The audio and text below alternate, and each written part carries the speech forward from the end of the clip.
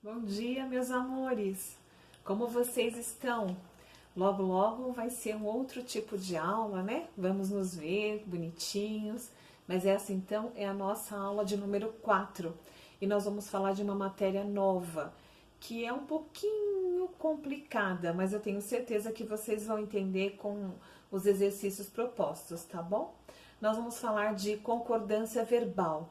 O que é a concordância verbal? Nada mais é do que a semântica entre o verbo e o sujeito, tá? Eles têm que andar lado a lado, eles têm que ter uma concordância, um tem que caminhar ao lado do outro. Então, a regra geral da concordância era orienta o verbo que deve concordar com o sujeito, ok? Aí eu coloquei 2 exemplos para vocês. Nós trabalharemos duro para que o nosso objetivo se realize. Quem é o sujeito aí? Nós. Trabalharemos é o nosso verbo. E o seguinte é o nosso complemento verbal. Eu sou apenas mais um no meio da multidão. Esse eu é o papel do sujeito, o sou do verbo ser e também temos aí a continuidade do complemento verbal. Minhas filhas saíram e até agora não retornaram.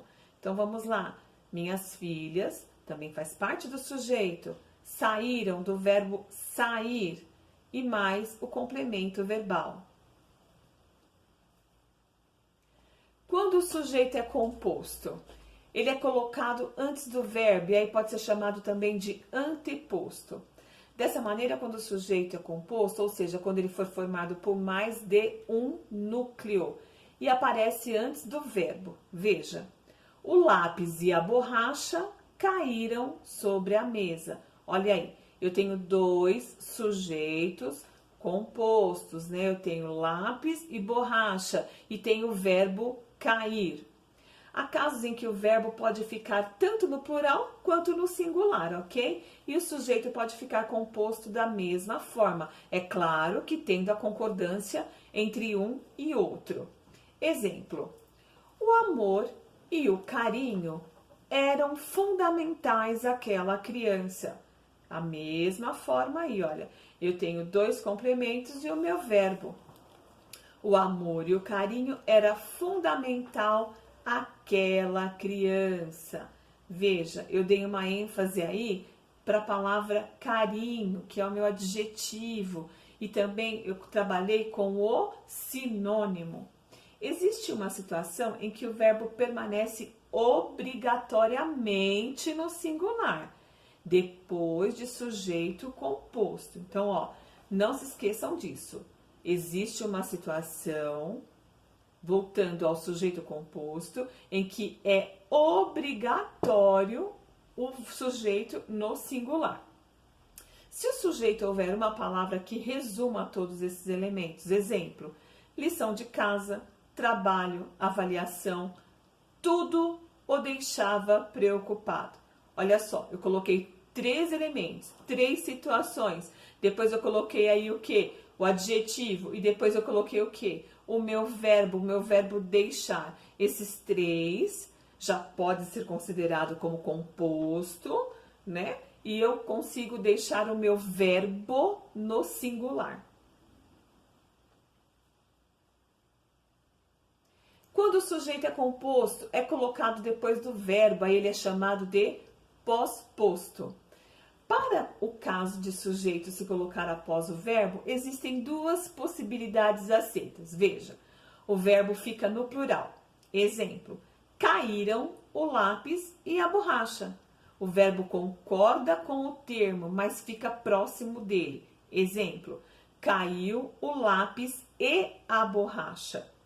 Quando um sujeito é composto, ele é formado por 3 pessoas gramaticais e que elas são diferentes. Então vamos lá. Eu e ela sabemos o que aconteceu.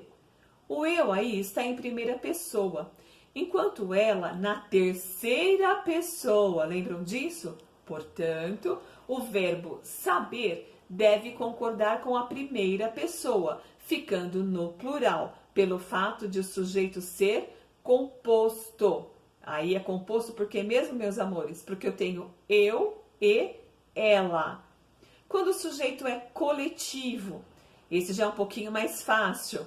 Geralmente, quando o sujeito é coletivo, isto é, formado por palavra no singular, que representa um conjunto de seres, o verbo também fica no singular.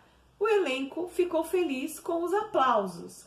Então, veja bem, eu tenho o meu sujeito aqui, eu tenho o meu verbo ficar, pois tanto eu falo que o meu complemento aí ficou feliz com os aplausos. Então eu digo que haviam várias pessoas sem a necessidade de ter a citação de quantas pessoas eram.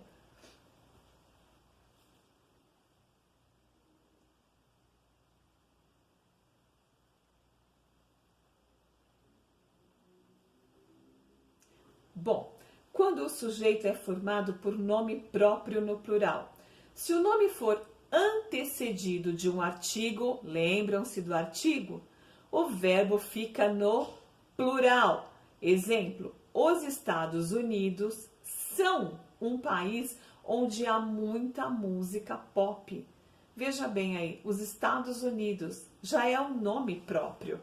Se o nome não for antecedido de um artigo, que no caso meu artigo ali é o verbo fica no singular. Exemplo, Estados Unidos é um país onde há música pop. Olha a diferença. Deu um som meio estranho, não é? Estados Unidos são um país? Como são um país? Então, a nossa forma correta de escrever, colocando aí na concordância verbal, né? Indicando aí o sujeito e o verbo que caminham juntos.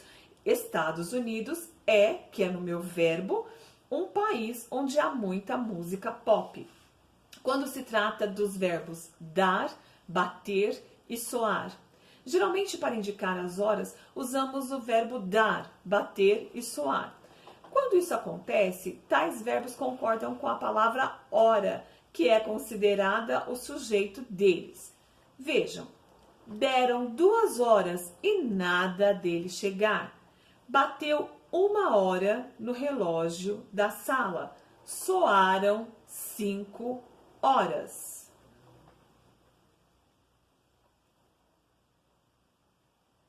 Quando há expressões um dos que ou uma das que, o verbo fica no plural. Exemplo, eu sou um dos que mais gostam de assistir séries. Veja bem, um dos que. Então, eu tenho mais pessoas aí que gostam de assistir série, mas o meu verbo continua no singular. Eu sou uma das que mais gosto de assistir séries. Veja bem, a mesma situação, tanto no masculino quanto do feminino. E o meu verbo também continua no singular. Quando o verbo é impessoal, veja, fazer quando significa tempo transcorrido. Exemplo, faz 10 anos que não a vejo. Haver, quando significa do tempo passado. Lembra que eu falo muito disso? Cuidado quando forem escrever e usar o verbo haver, que indica sempre o nosso tempo. Exemplo, haverá muitas pessoas na festa. Há 2 dias que não a vejo.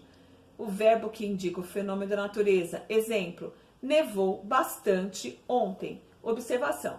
Os verbos impessoais ficam sempre na terceira pessoa do singular. Pessoal, fica aí os exercícios para vocês da página 26 e 27 toda, página 28, exercício 1. Um beijo enorme, meus amores, ficam com Deus e até a próxima aula. Tchau!